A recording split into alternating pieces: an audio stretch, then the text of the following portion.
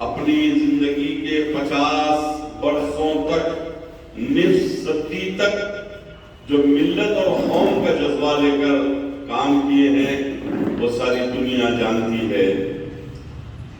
آج یاسر عرفات اگر حیدرآباد آئے تو وقار الدین قادری صاحب سے ملنے آئے تھے، صدام حسین دلی آ کر حیدرآباد آئے تو سید وقار الدین قادری صاحب سے ملنے آئے۔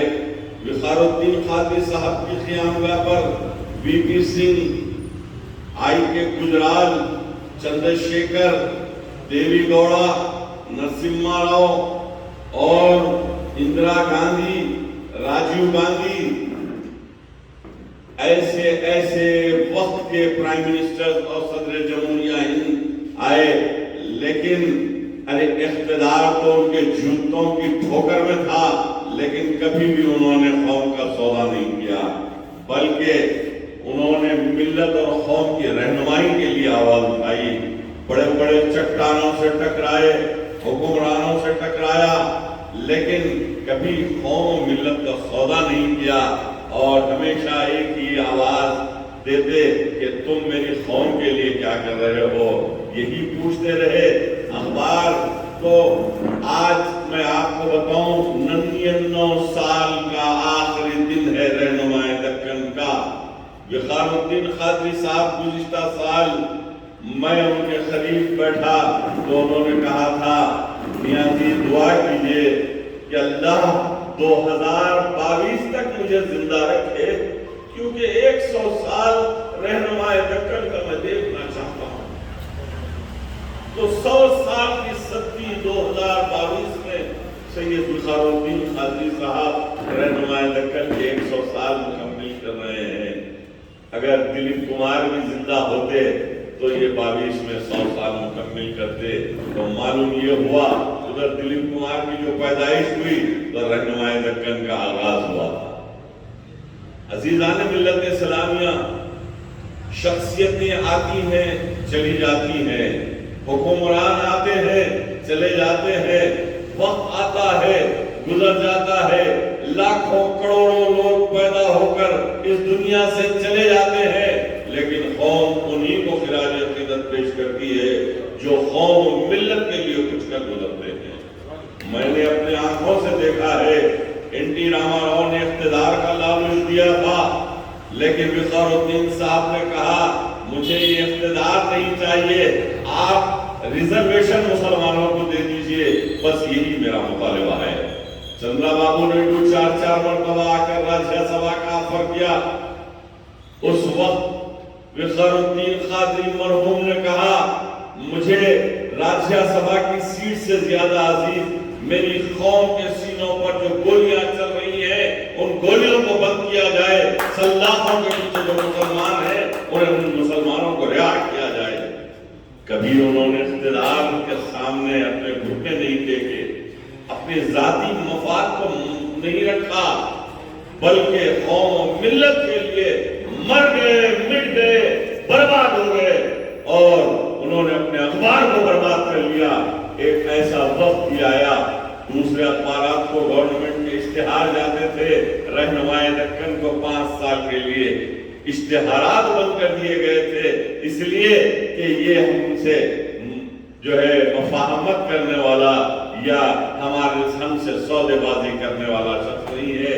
ارے سید وقار الدین قادری کے بڑے بھائی سید لطیف الدین قادری صاحب کو وقت اگر مجھے اجازت دے تو میں کہوں گا اگر اسی اندرا گاندھی نے دلی میں زہر دے کر مارا، دنیا جانتی ہے وہ بھی مرد اہم تھا جس نے سودے بازی نہیں کی اور ایڈیٹرز کی کانفرنس میں آواز اٹھائی، محترمہ اندرا گاندھی تم نے جو ہے مسلم پرسنل لا میں مداخلت کر دی ہے، تم نے جو ہے فیملی پلاننگ کا جو ہے قانون بنا کر مسلم پرسنل لا میں مداخلت کی ہے، محترمہ اندرا گاندھی کے خلاف آواز اٹھائی اور راتوں رات سید لطیف الدین قادری کو جو ہے زہر دے دیا گیا، اور دوسرے ہی دن صبح 11 بجے میں 9th کلاس میں تھا، مجھے یاد ہے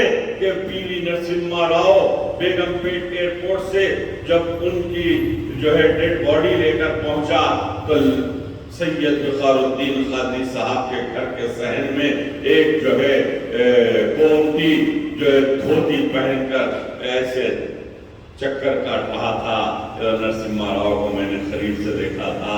لطیف الدین قادری اس قوم و ملت کے لیے زہر کا پیالہ نوش کر دیا اور وہ جو ہے اس دنیا سے چلے گئے۔ سید وقار الدین قادری نے کبھی کوئی سودے بازی نہیں کی۔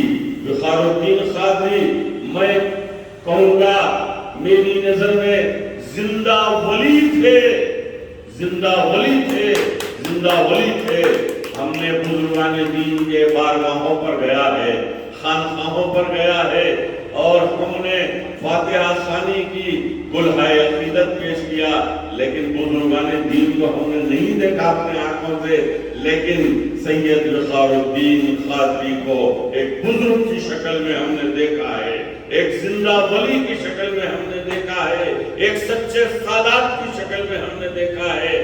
سید وقار الدین قادری ملت اسلامیہ کے بے باک، بے لوث، نڈر جو ہے رہنما، صحافی اور لیڈر تھے، اور وقار الدین قادری صاحب نے جو ہے بہت ساری خدمات انجام دی ہیں، اور شہباز خان اور پھر محمد عارف الدین صاحب نے اپنی تقاریر میں کہا کہ وہ اپنا قلم اٹھاتے تو حکمرانوں کی کرسیاں ہل جاتے تھے، اور انہوں نے اپنے اخبار کے ذریعے سارے ہندوستان کے مسلمانوں میں شعور بیدار کیا، مسلمانوں کو حق چھیننا سکھایا، بھیک مانگنا نہیں سکھایا۔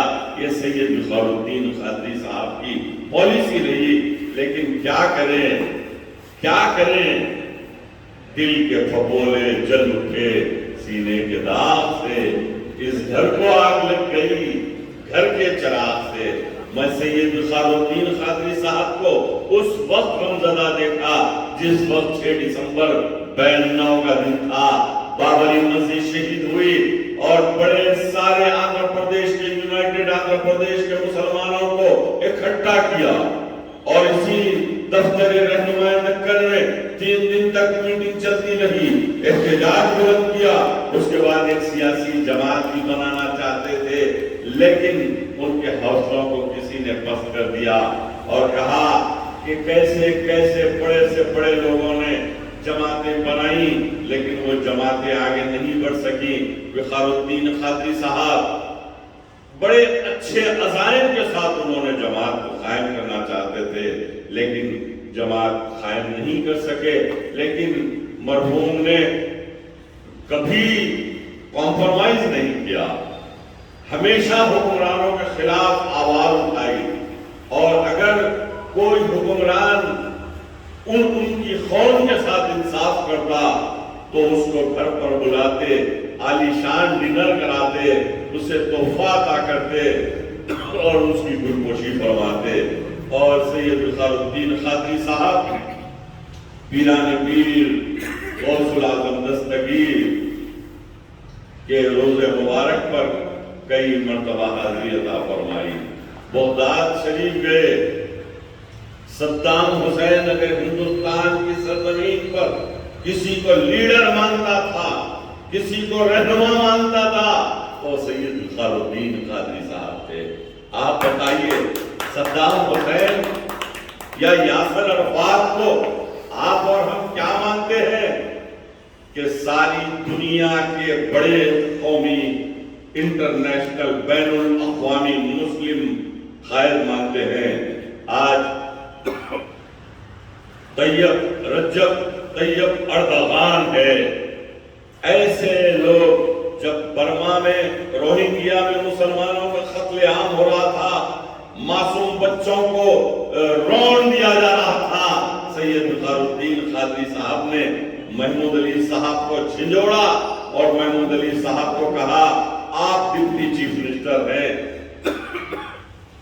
حکومت تلنگانہ کی جانب سے آپ جا کر راج ناتھ سنگھ سے نمائندگی کیجئے، آپ جا کر سشما سوراج سے نمائندگی کیجئے، لیے محمود علی صاحب جاتے ہیں اور دلی کے تخت و تاج کو ہلاتے ہیں، تو ایک صحافی میں، ایک بے باک صحافی میں جو حالت جو ہونی چاہیے وہ سید بخار الدین قادری صاحب میں تھی۔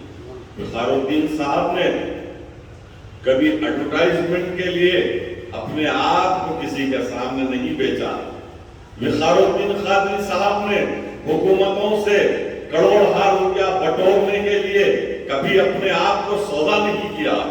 سید بخار الدین قادری صاحب نے اپنی جو ہے کچھ کروڑہا روپیوں کی پیروی کے لیے قوم و ملت کے جو ہے گلے میں پھندا نہیں ڈالا، بلکہ آواز اٹھائی اور قوم و ملت کے لیے آخری دم تک، آخری سانس تک انہوں نے جد و جہد کی۔ اسلام بھی ایسی ہی نہیں پھیلا۔ میرے آقا نبی کریم صلی اللہ علیہ وسلم پیٹ پر 3 پتھر باندھا، قربانیاں دی، جد و جہد کیا، دندان مبارک شہید ہوئے، جد و جہد کیا، طائف کے میدان میں خون بہنے لگا، جد و جہد کیا، بعد میں اسلام کو جو ہے پھیلا۔